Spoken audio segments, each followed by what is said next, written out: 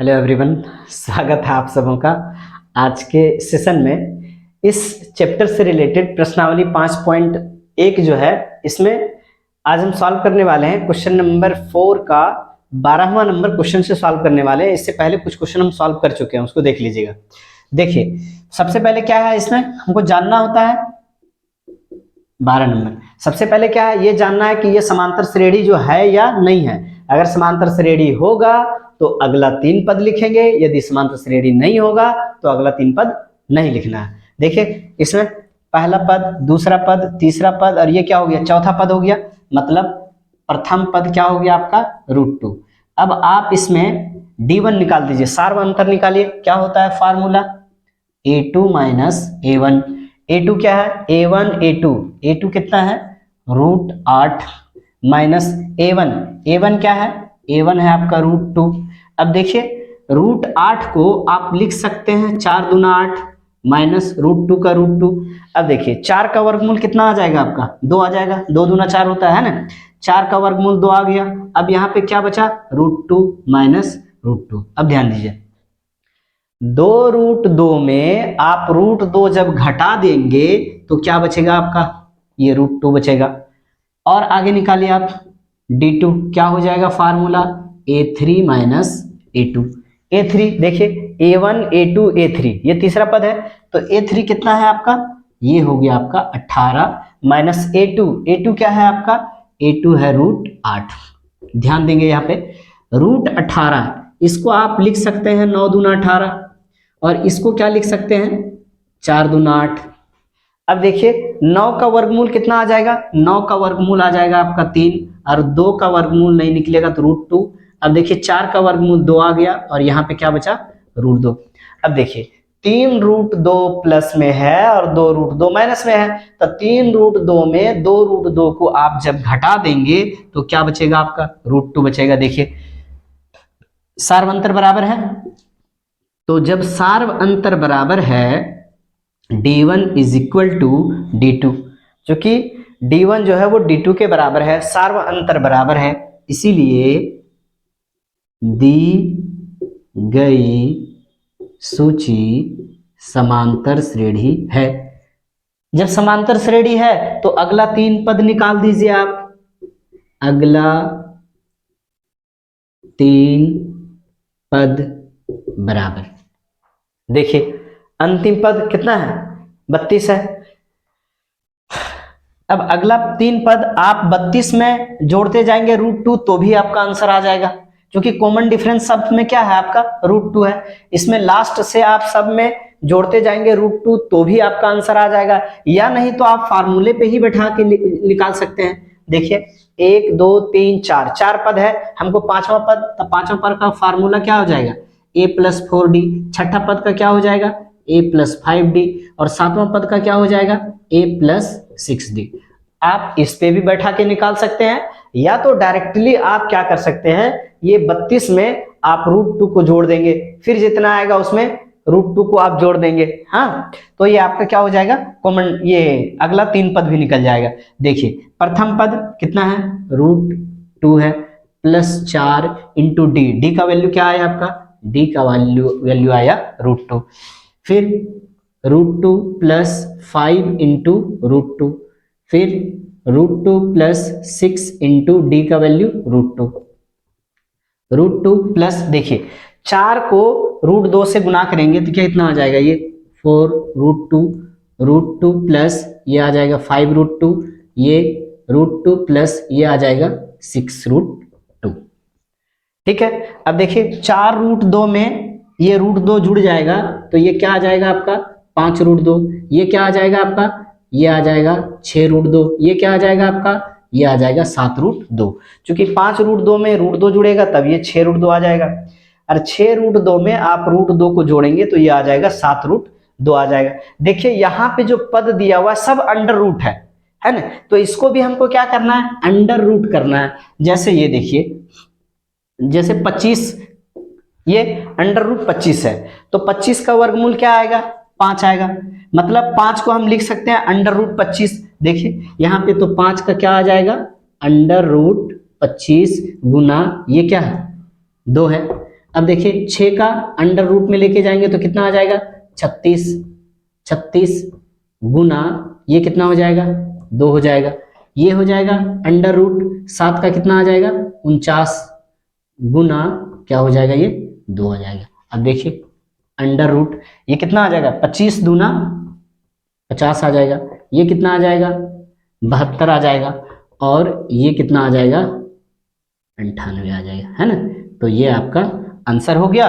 और सार्व अंतर क्या आ गया था, सार्व अंतर डी क्या आया है √2। हाँ, ये आपका आंसर हो जाएगा। आई होप कि क्लियर है।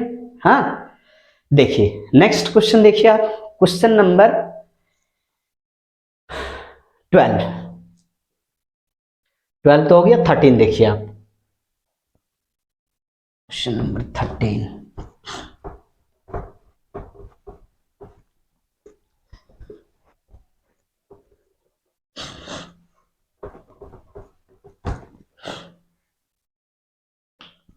देखिए क्वेश्चन नंबर 13,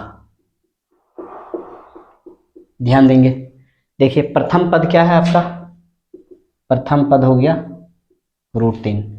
यहाँ पे सबसे पहले क्या निकालना है हमको, सार्व अंतर निकालना है। फार्मूला क्या होता है a2 माइनस a1, a2 कितना है a1 a2 a3 a4, a2 क्या हो गया आपका √6, a1 क्या हो गया आपका √3 हो गया, √6, √6 को आप लिख सकते हैं 3 दूना 6 माइनस √3। अब देखिए इसको देखिए √3 है, यहाँ पे आप √3 को कॉमन निकाल दीजिए तो यहाँ पे क्या बचेगा आपका, यहाँ बच जाएगा √2 माइनस 1।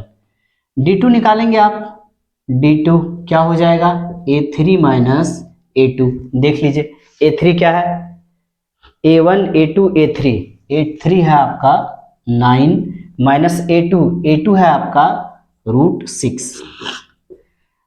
√3 को आप लिख सकते हैं और √6 को आप लिख सकते हैं। अब ये दोनों से आप जो है √3 को कॉमन ले लीजिए, तो √3 जब कॉमन लेंगे तो यहाँ पे क्या बचेगा आपका √3 बचेगा, माइनस यहाँ पे क्या बचेगा आपका, ये बच जाएगा आपका √2।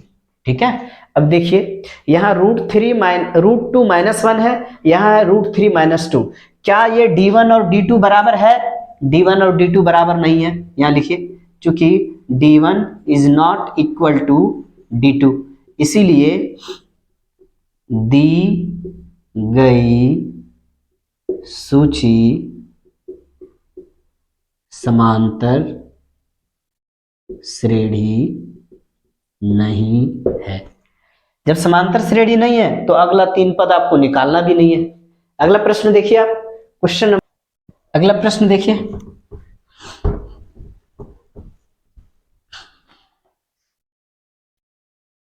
क्वेश्चन नंबर ये इसको 14 नंबर क्वेश्चन देखिए। प्रथम पद क्या दिया हुआ है 1 का स्क्वायर, d1 निकाल देंगे आप, d1 क्या हो जाएगा a2 माइनस a1, a2 आपका कितना है 3 का स्क्वायर, a1 हो जाएगा आपका 1 का स्क्वायर, 3 का स्क्वायर कितना आ गया 9, 1 का स्क्वायर 1 कितना आ गया आपका 8 आ गया। d1 निकाल देंगे आप, क्या हो जाएगा a3 माइनस a2, क्या हो जाएगा a3 माइनस a2, a3 कितना है देखिए a1 a2 a3, a3 कितना हो गया 5 का स्क्वायर माइनस a2, a2 कितना है 3 का स्क्वायर, a2 क्या हो गया आपका 3 का स्क्वायर हो गया। हाँ, 5 का स्क्वायर कितना आ गया 25, 3 का स्क्वायर कितना आ गया 9, 25 में 9 को घटा दीजिए कितना बचा 16। क्या ये दोनों बराबर है, बराबर नहीं है। जब सार्व अंतर बराबर नहीं है तो समांतर श्रेणी होगा ही नहीं। अब जब समांतर श्रेणी नहीं होगा तो अगला 3 पद भी आपको नहीं निकालना है।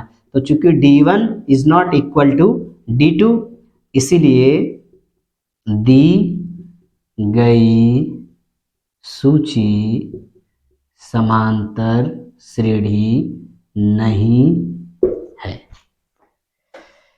आई होप कि क्लियर है। लास्ट क्वेश्चन देखिए आप, क्वेश्चन नंबर 15 क्या है, इसी प्रकार सॉल्व कर दीजिए आप।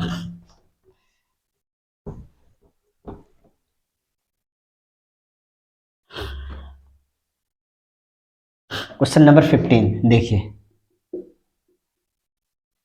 प्रथम पद कितना है आपका 1 का स्क्वायर, d1 निकालेंगे आप a2 माइनस a1, a2 देखिए a1 a2 a3 a4, a2 कितना हो गया 5 का स्क्वायर, a1 कितना हो गया आपका 1 का स्क्वायर, 5 का स्क्वायर कितना आ जाएगा 25, 1 का स्क्वायर 1, 25 में 1 को घटा देंगे कितना आएगा 24, d2 घटा दीजिए आप, d2 निकालिए, d2 बराबर क्या आ जाएगा formula a3 minus a2, a3 कितना है a1 a2 a3, 7 का स्क्वायर है 7 का स्क्वायर, a2 कितना है 5 का स्क्वायर है, 7 का स्क्वायर 49, 5 का स्क्वायर 25, अब 49 में 25 को घटा दीजिए आप, देखिए कितना बचेगा आपका 24 बच रहा है। देखिए d1 और d2 बराबर है ना, d1 और d2 बराबर है, क्योंकि d1 is equal to d2, इसीलिए दी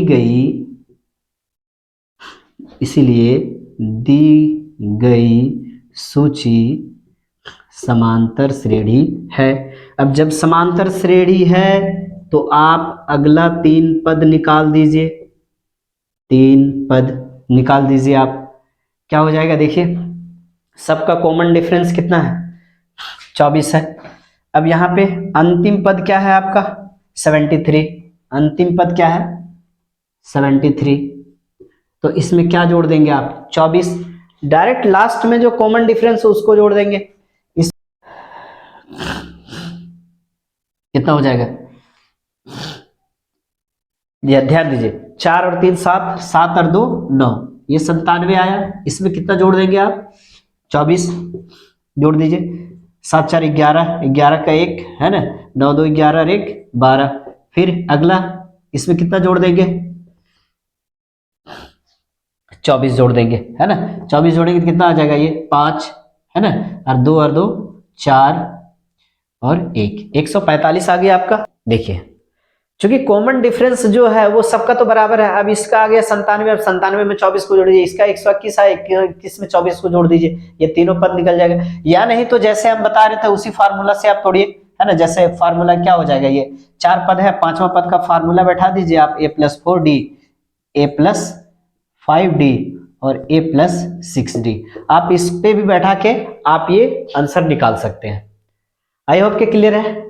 तो आज हमारा ये प्रश्नावली 5.1 हमारा समाप्त हो चुका है, और जो नए स्टूडेंट्स होंगे है ना, जो पहली बार वीडियो देख रहे होंगे, इससे पहले हमारा 3-4 पार्ट बन चुका है, आप हमारे YouTube चैनल के प्लेलिस्ट सेक्शन में जाएंगे और उस प्लेलिस्ट सेक्शन में सारा वीडियो जो है चैप्टर वाइज जो है प्लेलिस्ट बना हुआ है, आप सारे वीडियो को आप देख सकते हैं और नोट्स बना सकते हैं, ये आपके एग्जाम के लिए काफी हेल्पफुल होगा। बाकी मॉडल पेपर आएगा है ना, तो और अच्छी तरह से आप लोगों का तैयारी स्टार्ट होगा, हाँ, इसीलिए जो भी नए स्टूडेंट हैं आप हमारे इस चैनल को सब्सक्राइब कर लीजिए। सब्सक्राइब करने से फायदा ये होगा, क्या फायदा होगा कि जो भी वीडियो हमारा अपलोड होगा पर डे, उस वीडियो का नोटिफिकेशन आपके मोबाइल पे चला जाएगा। तो सबसे पहले आप हमारे चैनल को सब्सक्राइब कीजिए, और सब्सक्राइब करने के बाद आप बेल का जो आइकन होगा उसको क्लिक करेंगे और ऑल नोटिफिकेशन को ऑल कर लेंगे। तो चलिए आज के लिए बस इतना ही, मिलते हैं अगले वीडियो में, तब तक के लिए धन्यवाद आप सबों का, थैंक यू फॉर